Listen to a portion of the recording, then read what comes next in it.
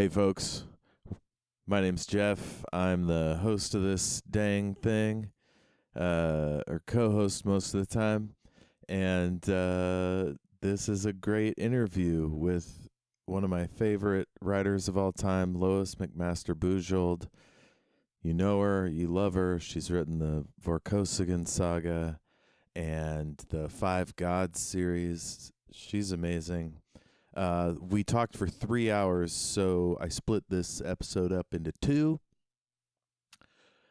No reason you can't just listen to one or two or put them both together. That's all up to you. Please check out my other shows, Shattered Worlds RPG, and on Twitch and YouTube, Omniversal Escapades. Everything is Awesome is my arts and interview show. Got hundreds of episodes of stuff, so go check it all out.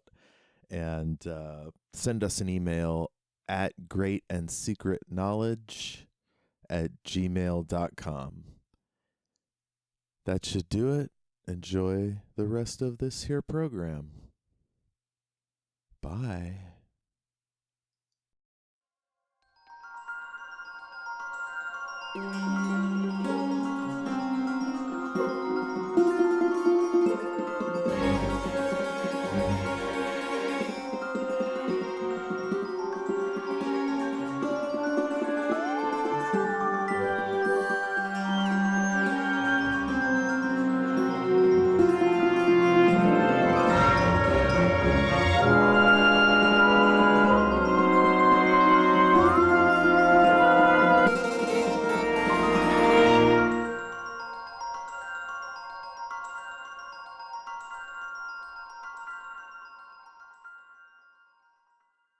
Welcome back to The Great and Secret Knowledge, a speculative fiction podcast. I'm your host, Jeff, and with me, my co-host, Sophia. Hi. Hi. I always do this differently. One of these days we'll get it down to a science. Sophia, how you doing? Yeah, I'm doing very well. I have a long weekend, Monday off. I see it's dark out there. Yeah, but that's normal. Yeah. We have an incredible guest today, our first interview. I'm so excited. I'm going to try to tamp my nervous level down. Take some breaths. Lois McMaster Bujold, welcome to the show. Thank you for inviting me. So, let's see. Normally when I have a new host on, I'll ask a few simple questions. So, and I know you had a couple for us, so let's get to know each other. What was your first exposure to speculative fiction? How'd you get into this whole world? Ooh, we're looking back on the timeline to the 1950s here. Yeah. My first exposure were probably the books in my grade school library. There's one called The Wonderful Flight to the Mushroom Planet by Eleanor Cameron, who turns out to be in the DNA of more writers of my generation than I realized once I started asking around. That was popular. And of course, early Heinlein, the Heinlein Juveniles, and a few others of that. But mostly I picked up reading it because my father read it. He was an engineer and he went on consulting trips, professor of engineering, and would buy the paperbacks or the magazines to read on the plane. And these fell to me when he came home. So I can remember the first magazine short story I read, which we were on a trip somewhere and the magazine was along. And it was a short story about the California freeway system, a satire of it. And I remember even at age 9, I thought it was funny. So in my late grade school, once I got past the horse stories stage, and junior high, I had access to 3 libraries, my school library and 2 public libraries, if I could get my mother to drive me there, because we were kind of out in the country and you couldn't get anywhere except by car.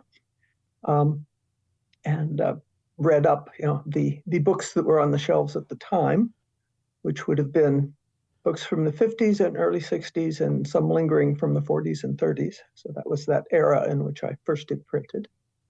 And that was how I got started. Star Trek came along in 1966 when I had already been reading the stuff for nearly a decade. So it was very welcome as the best visual science fiction since Forbidden Planet, which was in the early 50s, which I saw as a school movie back in junior high. So looking at it today, it looks very clunky, but boy, in 1966, it's like, oh, they're doing science fiction almost right.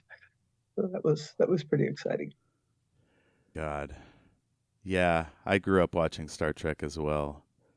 Which series? The original at first, then TNG came in when I was maybe 13. Okay. I was in my 30s when TNG came in, so I was not able to follow it as closely. Saw some. Let's see. Oh, you had some questions for us. You want to throw one at us? Oh, yeah. It was, well, this is getting more specific. Well, first general question is, how did each of you find Bujold, and why did you start reading, and why did you keep reading? And then, since I understand this interview is going to focus on the board game, I wanted to ask you how it became your favorite. If Jeff said it is, I'm not sure if Sofia is her favorite, or if not, what is and why? Oh my God.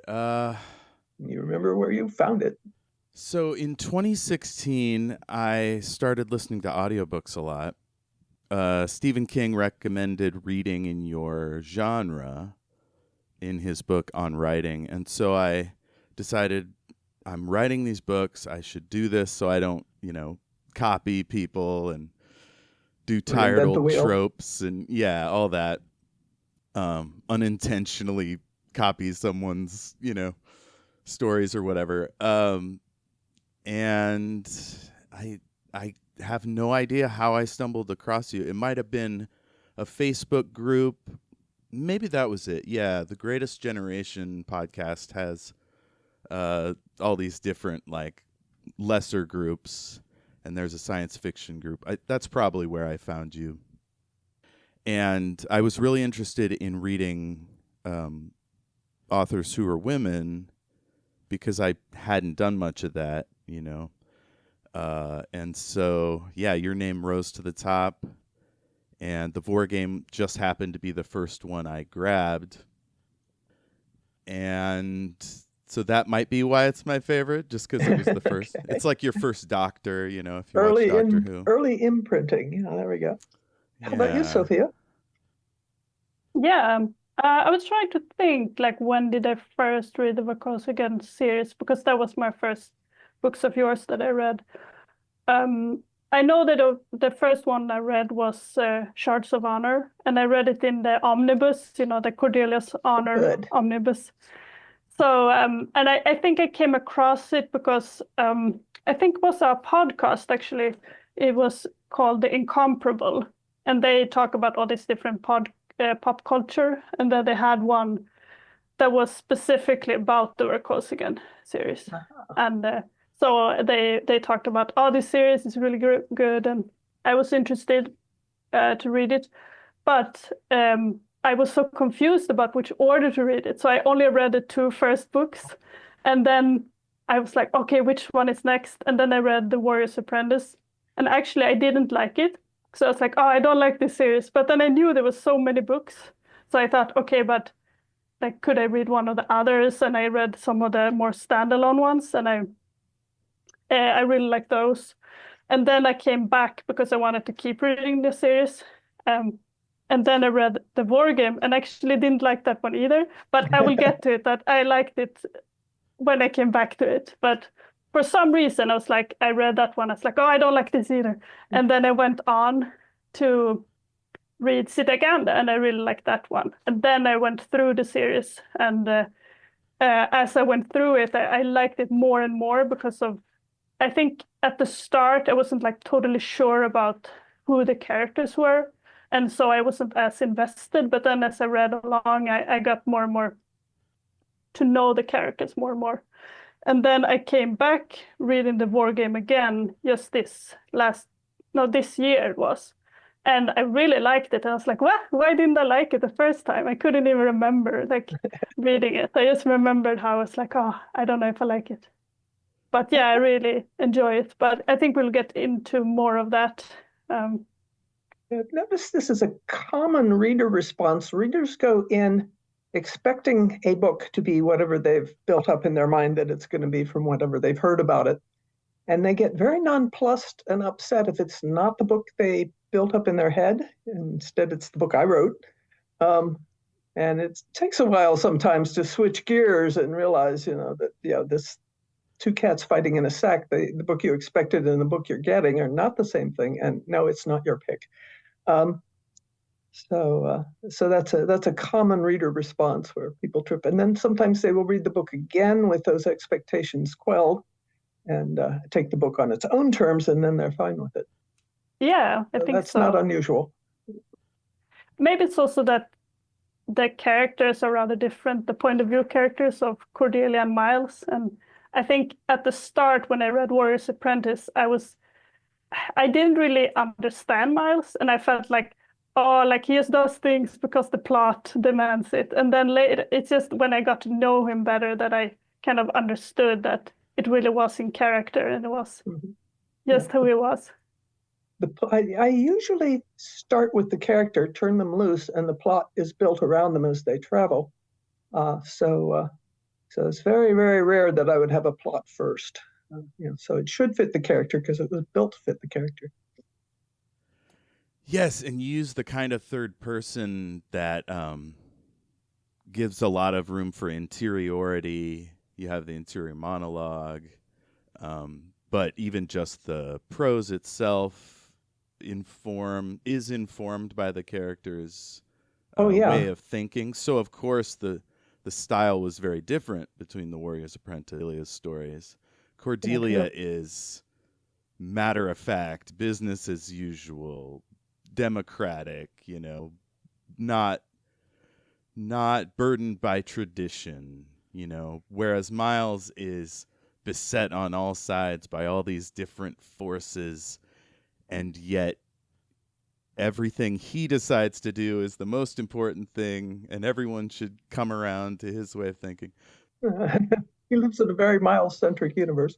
Yeah, I could see how he would be jarring at first for some folks. Well, the first book, he's 17. What do you want? Yes. What was I like at 17? Self-centered and anxious and all those things. He gets better. We all do, hopefully. Yeah. So yeah, that's a characterization. Voice is a characterization thing. Style is a characterization thing. All of my books have been written in a style called tight third person. So it's third person past tense. But tight third person is, one step over, it could almost be first person. It has that kind of intimacy, but more flexibility with the narrative sections than first person would give. Slightly more. But it's, my third person is highly subordinated to the viewpoint character, whoever that is in a particular story. It also has effect on people's perceptions of my style, because the style is subordinated to the character. If the first thing they hit is one of my books, which is single viewpoint, which most of them are, they will assume the character's style is my writing style. And that is not necessarily the case. So that's an interesting reader response thing that that you really can't control if they're only going to read one book. But if they read several, they'll figure it out. Sophia, do you have any questions you want to hit next? Since we have talked a little bit about the war game, maybe we could start with those questions. Sure, yeah. So the first thing that stands out to me is something you mentioned about him. Oh, about him being 17 in the Warrior's Apprentice. Here he's 21, 22? In the war game, he'll be 20, 21. Yeah. So how did you manifest such a deeply relatable character not being a young man when you wrote it. Was it hard to do? Was it easy? What was your in point? That kind of stuff. Characters. My friend Pat Reedy, who does a lot of writing teaching, talks about things that writers get for free. Some people get pacing for free. Others have to work on it. Some people get characterization for free. Others have to struggle with it, or plot or whatever. Characters seem to be something that come for free for me. They walk in. I think about their background. I kind of wrap them around myself, and the universe extends out from them in all directions, the way it does for any human being. I mean, we're all the center of our own universe. And although characters are created by their actions and are changed by the actions as the story goes on, that is a constrained state. I've likened it to the difference between a seed and a tree. If you have an acorn, it will only grow into an oak tree. If you have a sunflower seed, it will only grow into a sunflower, but there's all kinds of different ways that can play out. So the characters, that central seed, which I have not been able, I haven't seen the tree yet, when I start writing. But it creates that boundary where I get to a point of choice of things he could do, and there are several things that he just wouldn't do because that's not who he is. Continue with who he is, and several times when I've been blocked on books, which happens periodically, it's because the plot wanted the character to do something that was out of character, and it would not. This book sat down and wouldn't move until I changed the plot. And then we figure out, okay, he would do this, sure, yeah, and then we can go on, and things roll out from there. So that's a common thing. But yeah, where did Miles come from? First of all, he came from his parents. I had my first ideas from him when I was writing Shards of Honor, and knew even then that Errol and Cordelia would have a handicapped son in sexist, patriarchal, ableist barrier, and that would be a challenge for them. When I wrote the first draft of Shards of Honor, I wrote it up to the Sotoxin gas attack and through that scene, which now belongs on the front end of Barrier. And it had gotten too long, and new characters and plots were coming in, and I didn't know what I wanted to do next. So I rolled it back to what seemed like a good stopping point, which was the point at which Errol is appointed to the Regency, and it's clear their lives are going to go in a different direction from here. And I had about 6 or 8 chapters, and I booted them up to my attic. It was a discard. I had 1 carbon copy of those chapters. And then we had Shards of Honor finished where it was, do a little editing at the end to move the new characters that were being introduced, got shoved off, and it ends where it ends now, and went on. The next thing I wrote was The Warrior's Apprentice, so I jumped forward 17 years with all this in my mind, so that the hidden backstory of Shards of Honor goes all the way up to the Siltoxin attack, but I knew that the readers didn't, but that was how that worked pretty well. It was kind of like the 20 years after Jump. If one writer can do this, I can do it too. Alexander Dumas did it. I can do it. Yeah, I don't know what kind of relationship you have with readers or reviewers, but was there any pushback? Because time jumps can often be, I don't know, jarring for a reader that loves all your characters. Was there anything like that? Well, in the mid-1980s, there was no such thing as reader feedback. You had editors, and that was it. That was the only people you talked to if you could get them to talk to you. I wrote the first 3 books in isolation. I had not made any sales or connected with any editors, so that was Shards of Honor, The Warrior's Apprentice, and Ethan of Athos were written in 1983, 84, and 85. In Marion, Ohio, with the best I could do. I had friends, I had writer friends, and sort of ended up with a round-robin writers workshop by mail with me and Patricia Reedy and Lillian Stewart Carl. Lillian and I go back to high school. We were watching Star Trek together back in 1966, and we're writing for each other back then. And I had written this novelette for practice. I've told this story many times, but basically I was stuck with 2 small children and no job, and she was stuck with 2 small children and no job down in Texas. I was in Ohio at the time. And she started writing again and making short story sales. And oh, that could be a way to get some money in here, because we were very financially straitened at the time. So I thought, we'll do that. So I wrote what became a novelette, kind of my first embarkation, which is actually, it's called Dreamweaver's Dilemma, and it's got like the first seeds of the Vorkosigan universe in it. It's got Beta Colony, it's got Earth, it's got the idea of the wormhole diaspora, but it doesn't have Barrier yet. And that story is actually still available. It's collected in a little e-collection of my early short stories called Protozoa, if anyone is curious. And I sent that off to Lillian, and she wrote me back, and she said, by the way, if you send this to my friend I met, Pat Reedy, I bet she'd give it a good critique, because I was like dying for any kind of feedback from somebody who knew what science fiction was. So much in my immediate neighborhood. And Pat sent me back a 14-page letter of critique, and it was like, you know, I glommed onto her instantly. Here's somebody, she had just made her first novel sale, fantasy novel.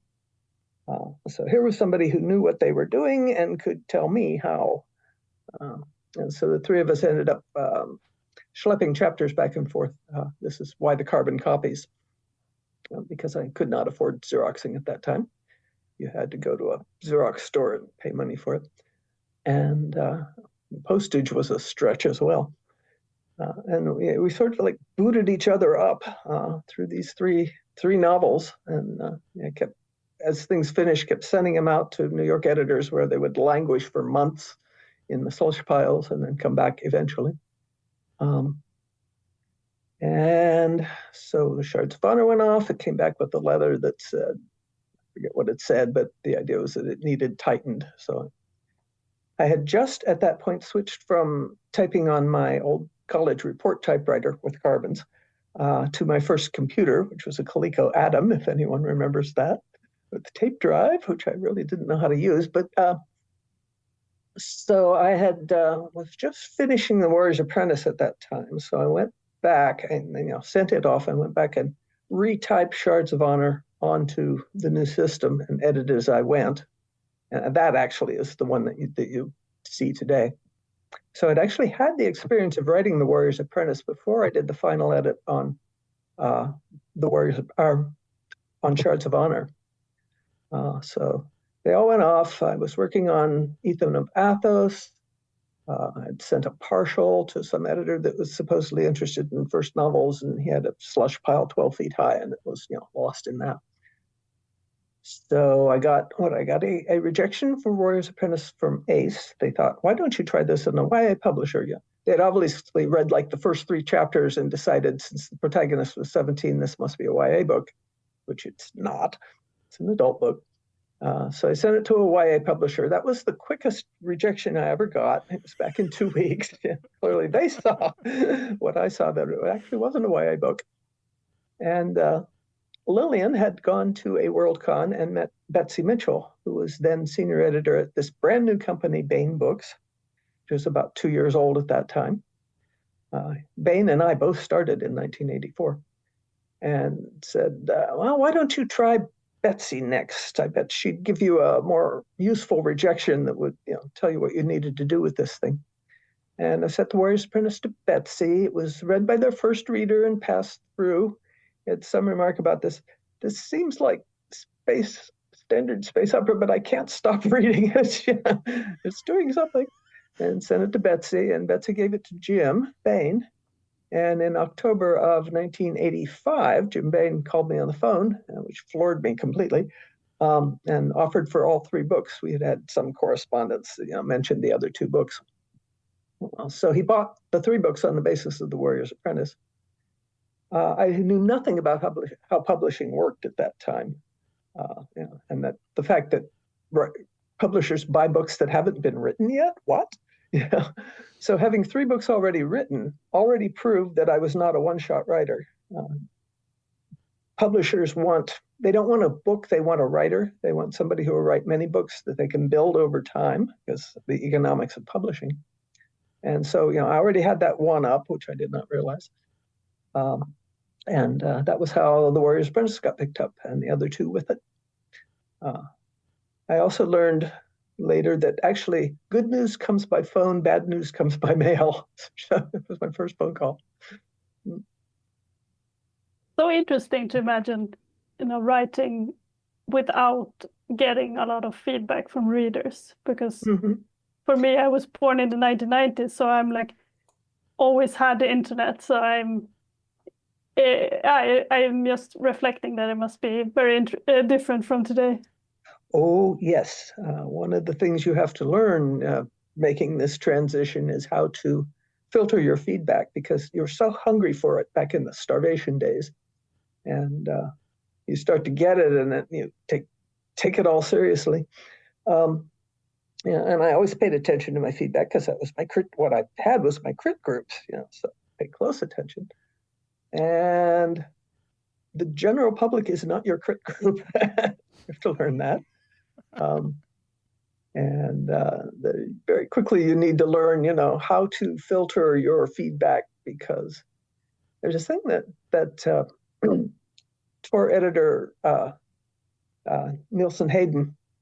Patrick Nielsen Hayden describes as workshop burn. When he gets new manuscripts, he can see in chapter 1 that this used to be a good story, but they ran it through their workshop and tried to respond to every criticism 10 people made by making some change.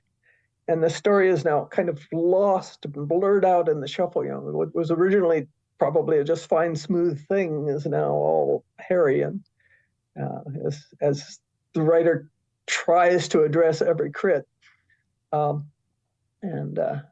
Workshop burn, that was a very valuable term to learn and realize that, you need some, but you don't need too much. Yeah, like writing by committee. Yeah, you do not. I was trying to write my own voice, at this point. I was in my early 30s when I started. I had, gotten over being a teenager and gotten through my 20s, and was developing my own center and experiences to write out of. So I wasn't just, as I was in my teens, writing reflectively, taking in all my favorite stuff and remixing it and putting it out again because it's my favorite stuff. I had, at that point, some life experience to bring in. So it was a combination of life experiences and my favorite stuff, which turned the favorite stuff into something new, fresh. Yeah. So since we talked a little bit about the publication, you should correct us about the publication of the war game, because we got it wrong in our previous episode. This is a very common error. There are many, many novellas or short works that are later expanded into novels. So it's normal that people would think this. But actually, I wrote the whole novel first, and then cut out the first section, which became The Weatherman, and sold it to Analog Magazine because I could get more money. It was a way to, get a little extra cash in my, as I said, financially straitened household. And it worked. It worked, and it gave the book some more exposure too, which is great. So the twofer on that one, we won on both counts. So I was very, very happy with that. And once again, I had to sort of look through the front and find out where the cutoff space was. I think I might have done a little fiddling with the last couple of paragraphs to make sure it rounded off as a novella. But yeah, the novel came first, and the novella was an outtake, which had the peculiar effect the next year of both The Weatherman and The War Game being nominated on the Hugo list. And it's like, okay, people have often had 2 works on the list, in different categories, but having the same work on the list in 2 different categories seemed like more than double dipping.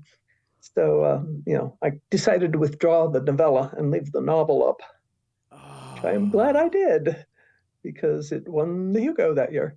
Oh, you think if you'd done both, they would have given it to one and not the other? Yeah, it would have split, in some way. They would have been,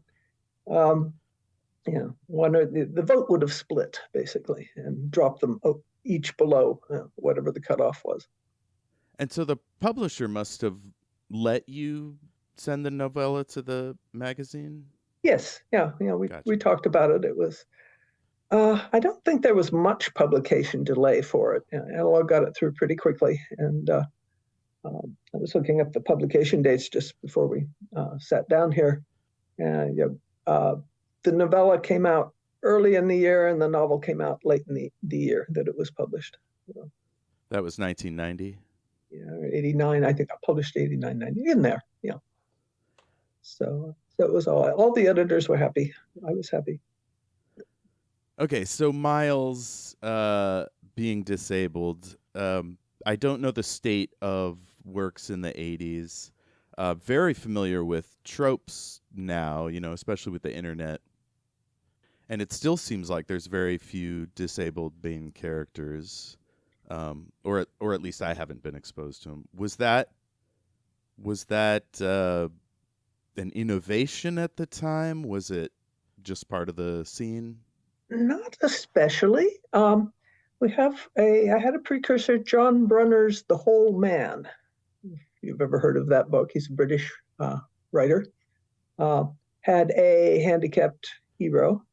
It was a book about telepathy and telekinesis, and his character became a very powerful, basically compensated for all his problems by being an exceptionally powerful magician. Really, it was a quasi-scientific version of magic, telekinesis and telepathy and whatnot. It's a good book. So that was, from the 60s or early 70s. I know I read it back then. We had Anne McCaffrey's The Ship Who Sang, which had this thing where, severely handicapped persons were allowed to become cyborgs. They became cyborg ships and cyborg other things, and sort of get the technological fix for their issues. And that was back in the 60s, early 70s. So, and I'd read both those. So the ideas were kicking around. It did not seem like an innovation to me at all. And reader response? Did you find people from the community, disabled folks, respond positively to it? Yes, particularly in the 80s. Actually, the first response I got from a disabled reader was not on the Miles books, but on Falling Free, which confused me because I thought the quaddies were hyper adapted. I didn't think of them as handicapped at all. This was a blind reader. And she really related to the quaddies because once you dump them down into an environment that isn't built for them, when you drop them in a gravity well, planet side, they have all kinds of problems that they didn't have in their native environment because their environment is not built to fit them in that case, where it was built to fit them in freefall. So that gave me a great deal to reflect upon, back then. This was also still in the 80s, early reader response, about how much of being handicapped consists of your world being not made to fit you. Yes. And, how a lot of argle-margle about being handicapped is simply because people don't want to retrofit the world. I remember the argument about women in the military, could they carry the heavy packs? Can't you redesign the packs? The men won't object to carrying less, surely. Be smarter. Yeah, as an autistic person with ADHD, I grasp that intimately. The idea that the world isn't built for us. Yeah, that is what it amounts to, to a great extent. Now, there are all kinds of levels and kinds of handicap. It is not one subject. Remember, I spent the 10 years of my 20s working at Ohio State University Hospital in patient care. I was a drug administration technician. And I got to see a lot of the range of the way things can go wrong with people. and it is not one size fits all. There are physical handicaps for bright people. This is the kind that most science fiction readers identify with. But there is also mental handicaps, and what then? You can't compensate by being smarter if your problem is not that. So yeah, I had another encounter back in my teens. Met a young woman. She was with her parents at a glider port where my brother was flying. I was along for the ride, and she had some kind of disability that sort of squished her up like a frog. She couldn't walk. She couldn't stand. She had to be like carted around in a chair.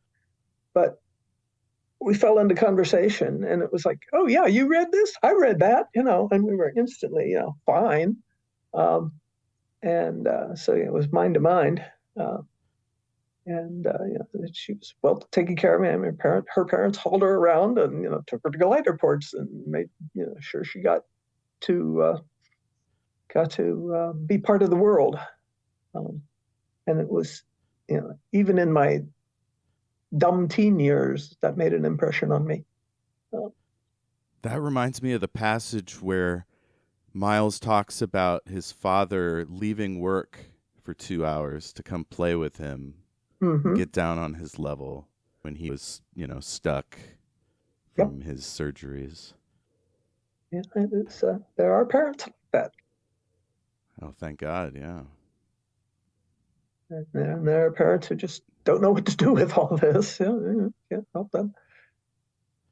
You talked about Falling Free and Analog Magazine. I think I read in an article that you serialized it. Is that right? Yeah, that was actually I think that was my first analog sale.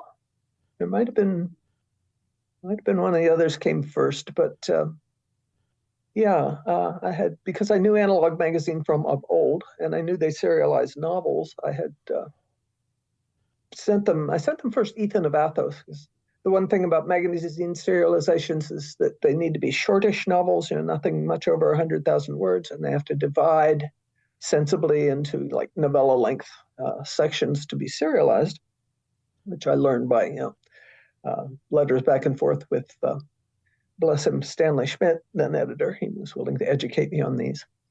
And so they couldn't use Ethan of Athos, but when I came up with Falling Free, and I was particularly wanting to do the engineering stuff with that book, which I knew about because of my dad, I thought this would be a good fit for Analog. And so I had in mind the Analog serialization even when I was still working on the first draft, and I made sure I got it in sooner, and proposed it, and forget exactly how it came about, but Stan Schmidt bought it.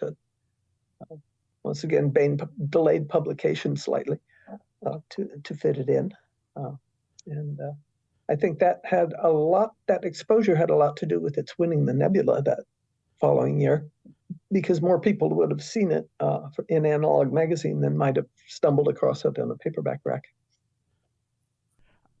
You mentioning the Nebula, that's how I found you. I had a friend who was reading all the Hugo Award winning books from 60 onward and blogging about it. And so I started doing that, and every once in a while I would jump to later sections and I'd be like, oh, who's this lady that keeps appearing in all these awards? She must be up to something good. That's right. Not my doing, yeah. I have to people need to keep in mind, awards are not something writers do. Awards are something that is done to writers. And other people are responsible for these, not me. Important to remember. So I was thinking about, I'm looking through our questions that we put about the different topics. And one of the things I was thinking about is the war game. It seems a lot like Gregor's book, because even though Miles is the point of view, it's a lot of exploration of Gregor's state of mind, and he grows in this book. So what prompted you to bring him into this book? Was it something you had thought about from the start, or did it come as you were planning it? It was not thought about from the start. I write my books, I explore my way into my books. I have only a general idea of what I'm doing. The way the board game fell in the writing process, I'd written The Warrior's Apprentice, and I'd written the novella Borders of Infinity, which was published in Freelancers magazine, which was a novella magazine that Baen was doing. Betsy Mitchell was put 3 novellas together and sell them like a paperback because novellas were really hard to market, but it's an interesting length. And I was invited to write a novella for this. It was supposed to be military SF. And I'd had a story idea that had 4 pages of notes and then died, but I realized that it would just fit at novella length. I wouldn't have to pad or cut it.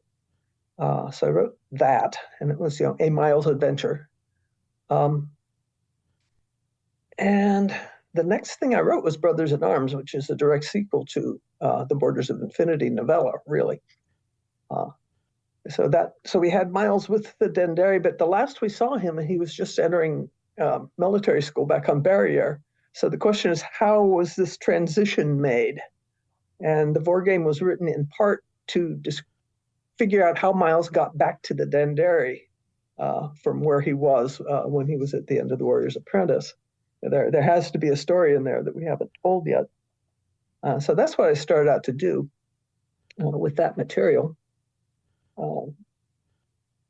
And the idea was that he'd be sent to this, instead of the space duty he wanted, he'd be sent to this dreadful Arctic Army base, which I have an assortment of background things I could tell you all about that, and then get in trouble and then be booted out and have to go, on to the next phase. And he would somehow get back to the Dendari. And how he did that, I had to sort of make up bit by bit as I went along. And the other element that went into that about this time, because Baen was trying to encourage me to write military SF, Tony Weisskopf sent me a nonfiction book. Is called On Strategy by B.H. Liddell-Hart, LiddydYL-Hart, who was a 1930s and World War II military officer and tactician, historian, writer, and obviously a devotee of Sun Tzu. There's a lot in it about indirect strategies and how to make situations work. I remember very little about it now, but that was kind of the military inspiration for that story, for that part of the story. The first part of the story was actually inspired by a couple different things. I had read T.H. Lawrence's autobiographical book, The Mint, which was not about the war in the desert, which is what 7 Pillars of Wisdom is. It was about afterward, when he was really not mentally well. He signed up as an enlisted person in the RAF because he was quite taken by this new technology of airplanes, and got booted out because aircraftsman Shaw, that was it. So he was sent to a basically an Army basic training camp for like tank corps or something. It was like totally not what he wanted to be doing. And he wrote a memoir about this dismal experience, and this nervy, Oxford educated guy dumped into this situation. It was like fascinating to read on like several levels. What if Miles is dumped into this sort of situation where he has to deal with like ordinary people, and not the high end people with the space forces that he'd been aiming for. And the other element that went into that, we got to the Arctic part, was a story from the Roman period, when they were going back and forth about whether Christianity was allowed. And there was some Roman legion that was up in Dacia beyond the Black Sea, and they were having a terrible winter. And the word came down that everybody who's Christian had to recant, because a lot of the soldiers had become Christian by this time. And 40 men refused. And their officer sent them out to stand on a frozen lake naked in the winter until they changed their minds. One guy broke and came back in, and a watching officer was so impressed by the 39 that he went out to join them to make up their numbers so they'd still be the round 40. And they all froze to death and became the 40 martyrs of Sebastiani, which was it seemed like a very Barry sort of story. So it's kind of like, what if I dump Miles on a horrible Arctic Army base where he has to replay the 40 martyrs of Sebastiani? And that was how that book got started. It might have become, some kind of military murder mystery at that point, I guess sort of follow on from the initial setup, except that I had committed myself to getting him back to the Dendari somehow. That was the whole point of writing the book. So there was a point at which when he first went under that drain and found the package of cookies, in the first draft it was money. And my test readers got all really excited about that. They had all kinds of plot ideas about what's going on here and what should be happening and how many different plots. I thought, God, no, that's not where we're going. Make it cookies, damn it, cookies. Nobody will, spin out plots about cookies. It was some poor idiot kid who was trying to hide his cookies from his cellmates, which is a kind of stupid accident that does happen. It's not something you expect in a novel of this type, though, for a plot line just to end unceremoniously. It happens in real life, So all the time, yeah. Dumb thing that happens. So Carol Island was all about the dumb thing that really happened, and which is not where Miles wanted to be. So that's what happened there, and that is a case where my test readers' feedback affected how I wrote it, but possibly not in the way they were expecting. Right. Okay, I can see how they're coming up with all this, and that is galloping off in all the directions I don't want. Let's roll it back and do something on the path we want to be. They got too excited. You're like, no. Yeah. Oh yeah. And they have all kinds of ideas about scandals that Metsov could be involved in, and he actually was involved in, but not that one. Oh, that was one thing Sophia thought of, which is, wasn't it like, what if Metsov had some secret thing going on with the saltoxin gas or like corruption or whatever, and that didn't pan out? Was that Sophia or was that not Natalie? Oh no, I meant this Sophia. This Sophia, yeah. When you're first reading it, what? Readers do that. They make up expectations as they go. Yeah, I think Jeff. Oh, sorry. Go ahead. Tell us about it. Yeah. Yeah. So I'm now losing track of the question. It was about Gregor, right? So up to this point, we got a long way from Gregor. Up to this point, you had written Gregor as a child. We had seen his grandfather, the emperor, and so we got some kind of sense about how he might be raised. But I don't know if we saw him in the first. Oh, we did see him in the first book at the first section. Court of Counts. He came to see Miles when Miles was more or less imprisoned in IMSEC, so her house arrest in the IMSEC building, and Gregor came to visit him one night and was going on about his Gregor problems, and you got to see Emo Gregor being unhappy about things. So that was, I do not know at what point I came up with the runaway emperor plot, but it was not at the beginning of the book. I got through the whole Carol Island sequence without thinking of that. But I think that was the scene that probably started off that set of ideas, was writing that scene as, what could happen with this? So we have Miles, for perfectly reasonable reasons, being assigned to Ungary and sent off to the Hagen hub, and then finding Gregor, who has run away, which we set up in that prior scene, and Miles being completely floored by this event. It's like rearranged his strategy right there on the spot. So yeah, I think that that plot development came out of writing that scene with meeting the older Gregor who was not happy, and wondering about. A lot of people had asked, and I wondered myself, at what point does Gregor find out the truth about his dad, about how horrific things were? Because Errol wasn't going to tell him, and Cordelia would not tell him unless asked, and there was this whole kind of bubble around Serg that in Barrier that kept all that stuff out of sight historically. Yeah, when you said nobody talked about him, yeah, I thought about those families I'd met or knew about that had a real creep in the family, and like they never say anything terrible about him, but like their silence is massive. Yeah, it's one of those silences. And somewhere on Kamar, Gregor ran into somebody, might have been one of Serg's old victims, but it's like, not on his list of things to do that day, and found out enough for him to put together all the bits and pieces that had been floating around loose, and brood on it, which he would, and decide to bug out because he couldn't handle it. He didn't know how to handle it. He didn't want to talk to anybody. He just wanted to escape, find out if he could be a person without being an emperor.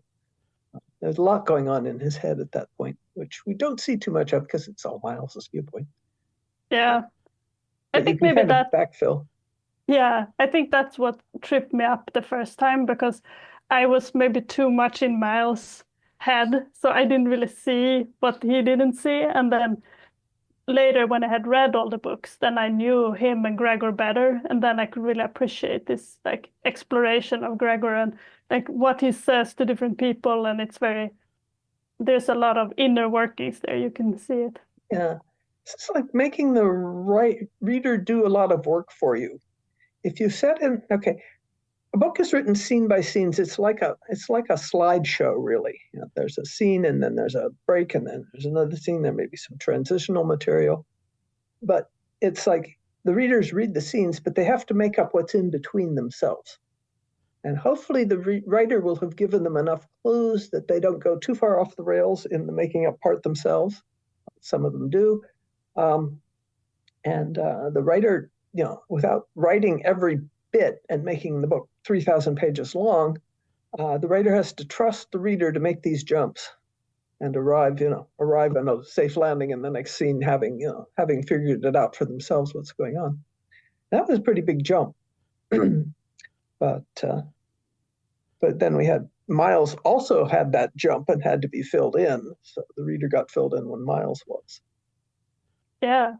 Yeah, that's a good point. Like how big jumps can the readers take? And it's very different for different people.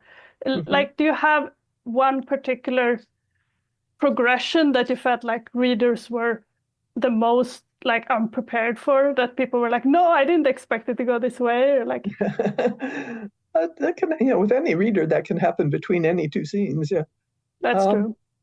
Yeah. Oh yeah, the Vor game itself. Nobody was expecting Gregor to turn up in the jail on the jump point station. But Miles didn't expect it either, so we were with him.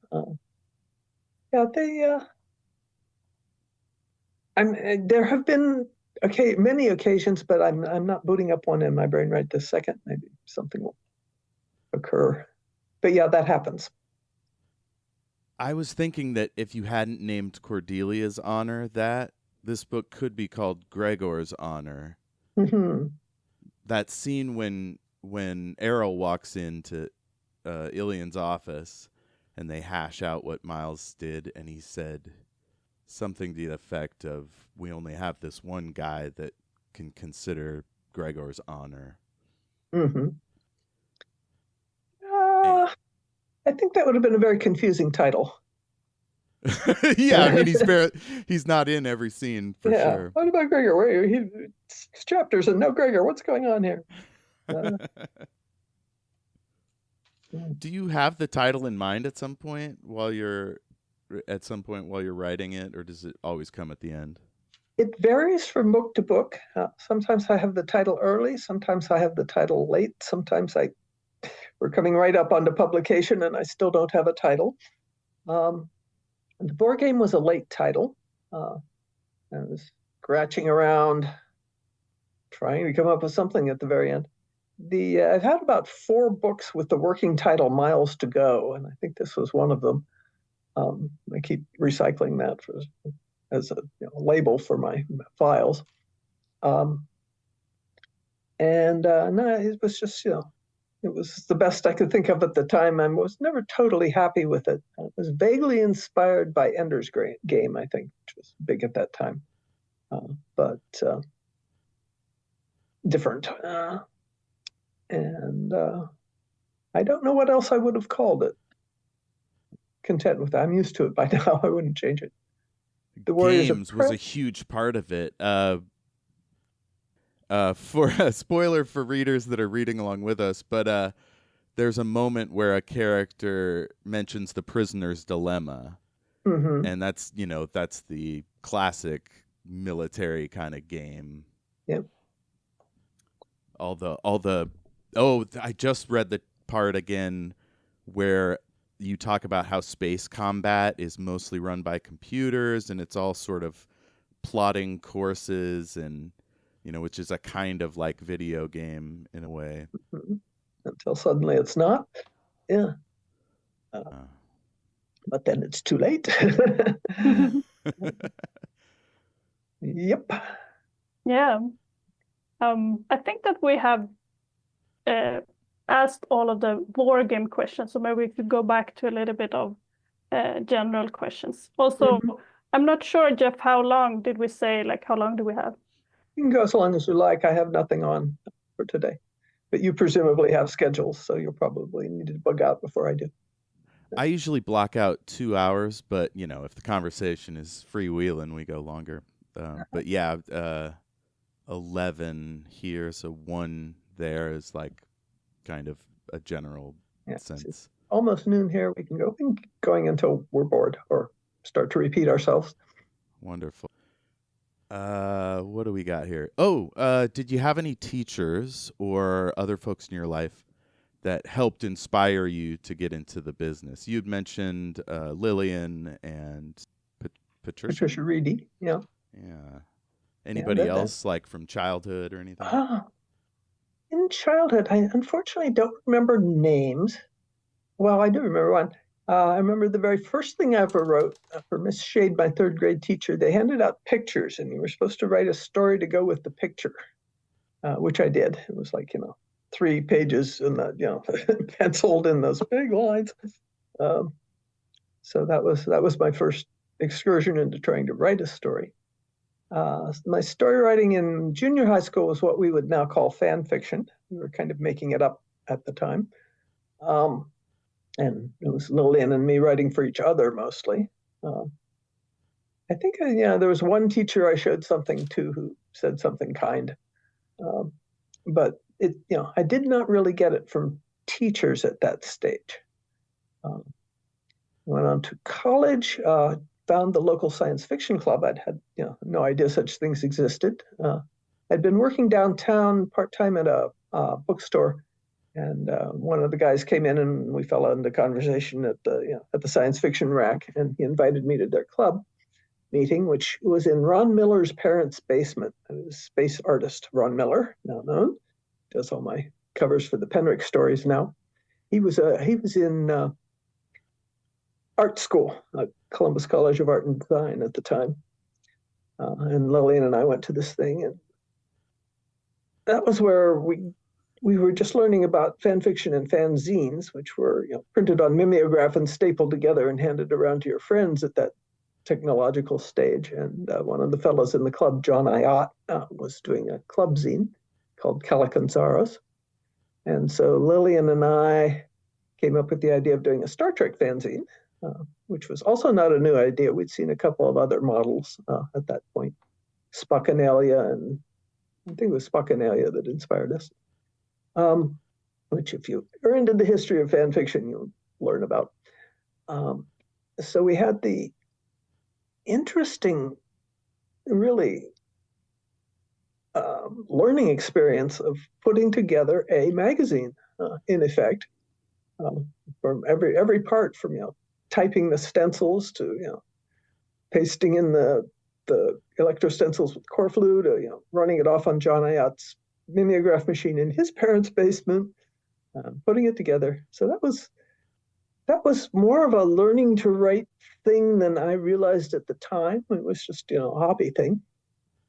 In college, one of the other fellows in the group, Lloyd Kropp, was a grad student in English, and for a little while he was running a writers group as a spin-off from the science fiction club, and I was in that for a while. I learned a few things. I learned what a scene was. I still remember that's what books come in scenes. I never noticed, and what a work unit it was.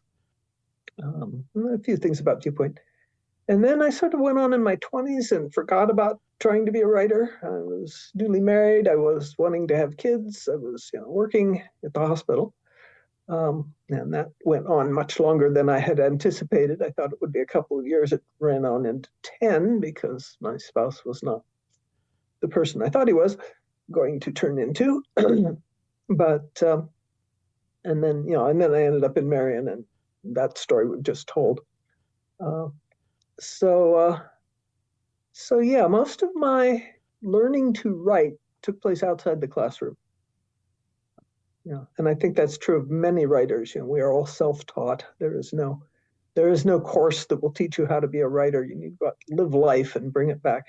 Read a lot, and find test readers, and learn by doing. Yeah. Do you still have that first story? Do you know? Oh, Dreamweaver's Dilemma? No, I just mean no, the the one I very wrote in first third one grade. with the crayons. That's long gone, I'm afraid. Otherwise, you could have sold it and be like, "This is my first book." Really? Yeah, my first was like that too. It was like a superhero, flying across the mountains or whatever, and I wrote a few sentences. Remember those big pencils and the paper that had like wood chips in it? Yes. That was me. Even then, I was starting to do this. It's not something you can get a degree in. Certainly not in the 1960s. Except for literature. But that wasn't what I wanted to do. And all this experience that I was accumulating that later went into making me a writer was like all of it completely invisible to my poor parents. Who could not figure out what she was doing. What is she doing? Keep starting things and dropping them and failing to do this, failing to do that. But it all turned out to be useful later. That was great. Writing is a very redemptive profession, is how I phrase it. It's interesting that you started in earnest after a divorce. Right, it was a divorce, no, right? Other way around. I started writing with 2 small kids and no job. My spouse was going in and out of being employed the way he did. And so what I wanted first was income. And the idea of the divorce came 10 years later, when I was finally making enough money that I could support myself and the kids with no reference to him at all. And then it's like, okay, I can do this now. I was divorced in 1992, so it was just 10 years. I started at the end of 82. So he was there as you were achieving a certain level of success too, right? Oh yeah, I mean, I was on the make at that point. I had to march or die. It had to be made to work because I had no fallback. Forward momentum. Yeah, don't look down. Sophia, do you have anything I haven't? I guess I was thinking, since you talked about like separation and such, there was one fan that I was asking online a little bit for recommendations and questions, just to see if anyone had anything interesting. And one fan was interested to hear more about Komar, and kind of asking if like Catherine's experience in that one had anything like that you had taken anything from your life, or where was the experience inspiration for that? It all comes out of my head, and I have the experience I have. So yes, but then so does Miles. Miles comes out of my head, same head. So the same can be said of any character. So there's that. Yeah, I don't think I would have written that book without the experiences I had, but I would not have written any of my books without the experiences I had. So there's nothing special about it.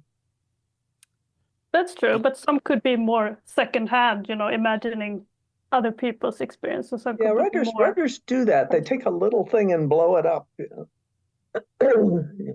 Your pet dying at age 6 becomes, some tragic event with people 20 years later when you need to access those emotions.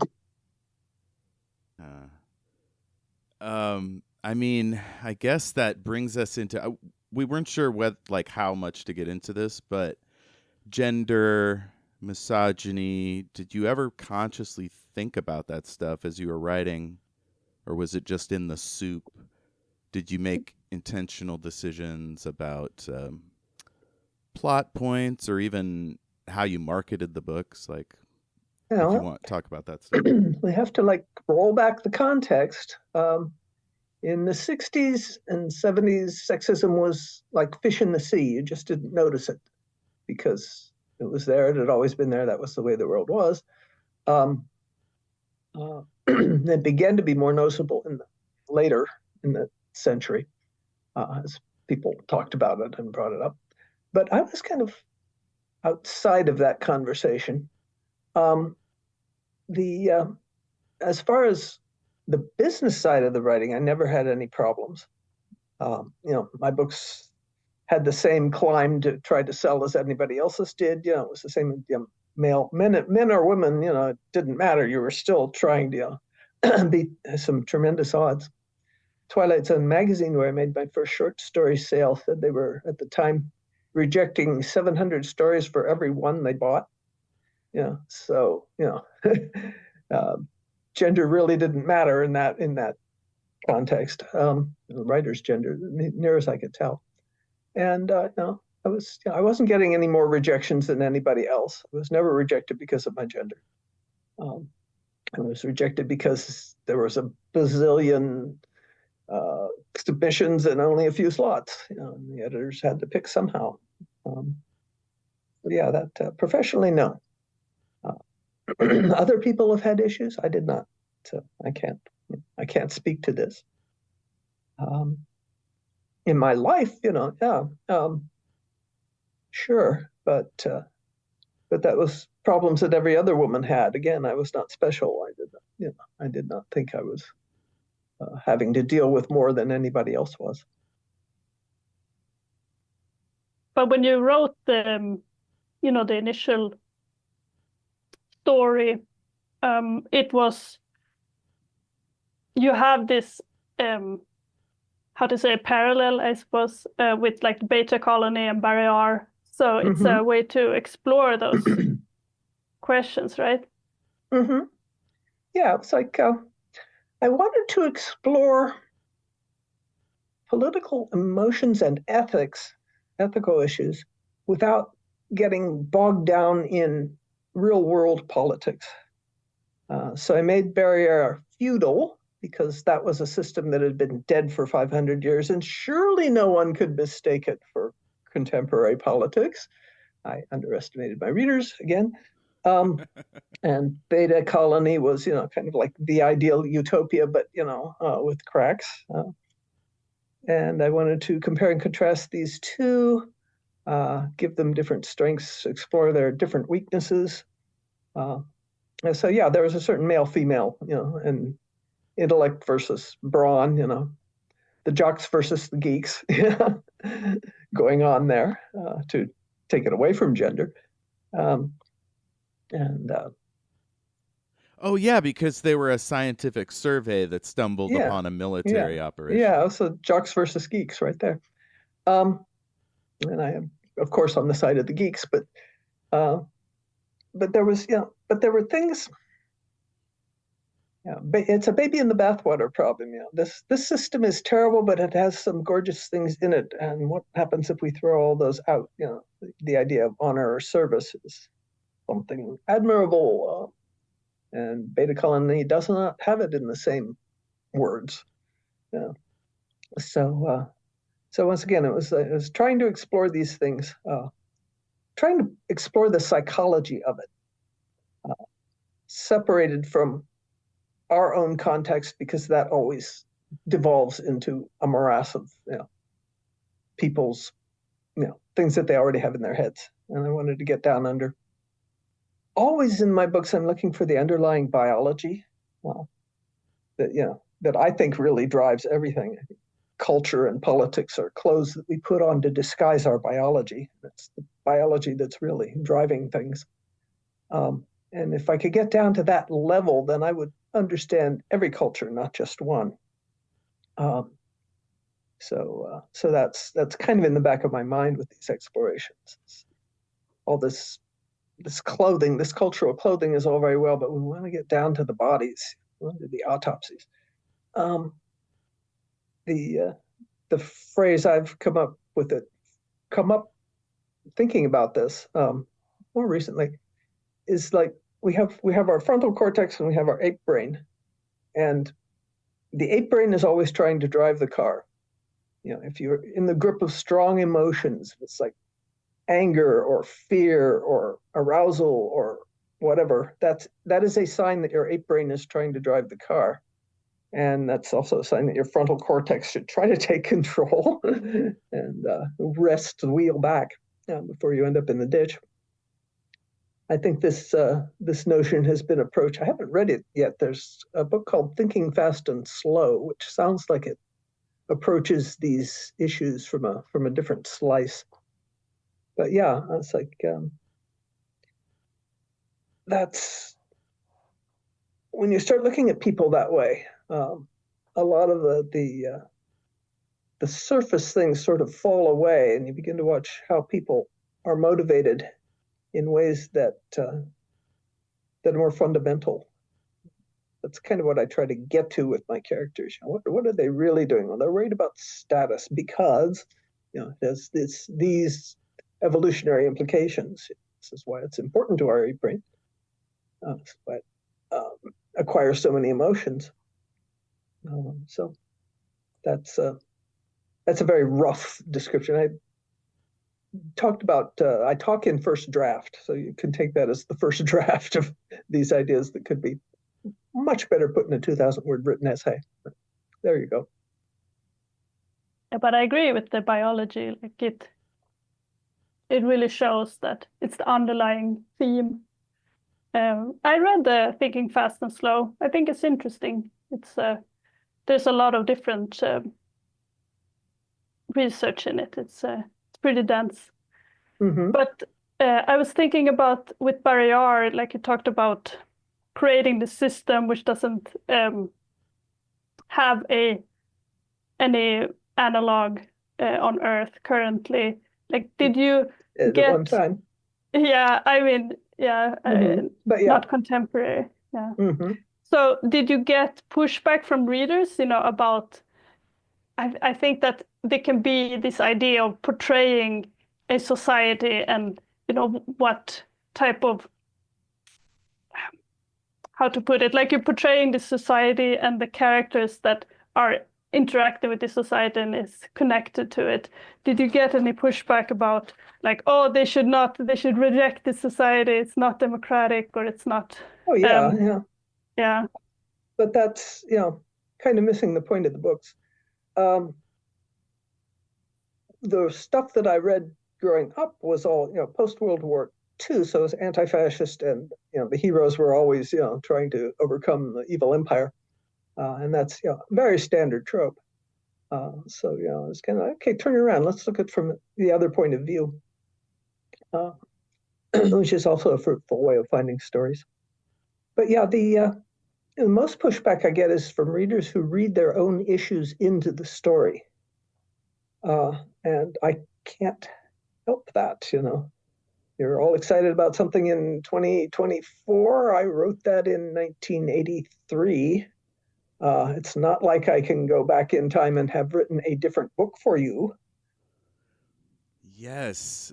There's a great tension in the books between we love Miles. He's virtuous. He's honorable. He's trying to save people's lives and treat everyone with respect as best he can, while he's working on behalf of an organization that is a colonial power, right? Mm-hmm. It was also it was a colonized power before it was a colonial power. They learned their bad habits the hard way. But go ahead. Oh, that's kind of a tension that is inescapable. Mm-hmm. Yeah. And a lot of folks these days want the world to be a certain way, and so when a book deviates from that, they start looking for those content things to complain about rather than, does this world fully cohere? Do the different cultures make sense in their own context? It's not a polemic. Yeah, definitely not. The question for Miles and the characters in the books is not, is this system good or bad, but here we are, our history has trapped us in this system, what do we do next? Because that's what history does to everyone. We didn't ask for our history. We were dumped down in the middle, in medias res. And now what do we do? How do we cope? How do we try to do the best we can? And it's like, you can't choose your history. You have to deal with the cards you were dealt are the ones you have to deal with. And Miles is trying to deal with the cards he was dealt. He does have the option of running away. He could do that. And that would leave his planet behind to, without anybody helping, trying to make it better. So this is a story about somebody who sees it's a bad system but stays. Errol, even more so, in an effort to try to make it better, even though they're tremendously working uphill against the whole weight of history, coming down on them. So it's potentially tragic, potentially triumphant. It doesn't play out in a single battle. You're not going to have the war to end wars. I think we decided that was a bad idea back about 1918. It does not work that way. If you're going to make change, it has to be generational. Much change is technology driven, and what you do politically is kind of irrelevant, and which is certainly something we've seen in the last century in our world. All the great changes have come from technology, not from people suddenly deciding to be better. They don't have to decide to be worse. They can just slide. It's natural. Is that why you focused in your depiction of Barrier? It goes through a lot of changes throughout the series. Is that why you focus on the educational and technology aspects of the change? And there's not, as I can see, any change in more representation political wise. Well, I'm far more interested in technological change and underlying biology than I am in governmental structures. It's just, one thing interests me and the other does not. But, regardless of how the names of the structures stay the same, everything is changing underneath it in ways that, that are not so obvious if you just go by the names. What Vor is totally changed in the century since the end of the time of isolation. The descendants would not be recognizable to their ancestors, but it has the same name. So is it the same thing? No, I don't think so. Gender issues have been totally technology driven in our century and before, starting with Semmelweis and learning to wash your hands between patients for doctors. Some very basic technologies can make a huge difference. So yeah, I think the underlying worldview of the stories is that the politics don't matter nearly as much as the technology and the biology. So, politics just thinks it's important.